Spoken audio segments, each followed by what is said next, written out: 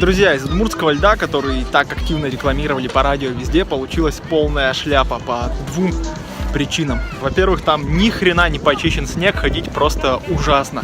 Подпричина в первой же: фигуры расставлены в самом узком месте набережной, там между ними и газоном с лавочками очень-очень-очень-очень мало места. Я не представляю, какая там будет движуха вечером, когда навалит народа. И вторая причина: все фигуры сосредоточены на маленькой очень площади, учитывая, что набережная уходит аж вон туда. Я думал, что это раскидает по всей длине, чтобы народ как можно дольше погулял, как можно больше можно было разместить всяких палаток, там кофеин и тому подобное. Но ни хера, все разместили в одном месте, еще и на непочищенном.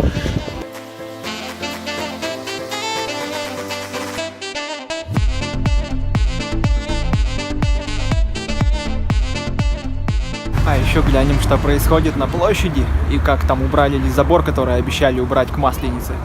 Посмотрим, чем занимается Юрий Тюрин, кроме того, чтобы продавать названия остановок и остановки. Бинго! Свершилось чудо, забор убрали и оставили все открытым. Почему так нельзя было сделать на Новый год и сделать всем добро? Ну бред, блин, чуваки. Но слава богу, что наконец-то смогли. Но ты должна на видео упасть. Зачем ты это делаешь? Все так хорошо было. Я не стану комментировать.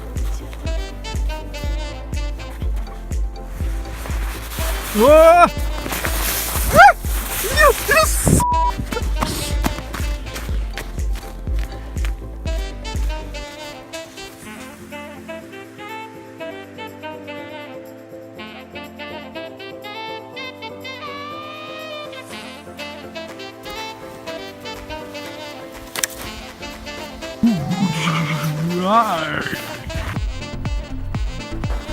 Опа, нифига.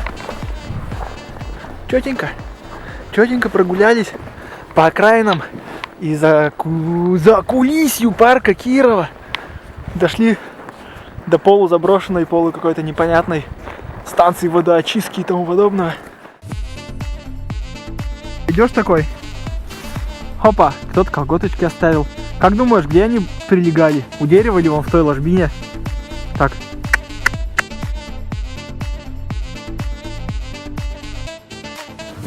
У кого есть предположение, почему эти висячие штуки повесили только с одной стороны, а не с двух?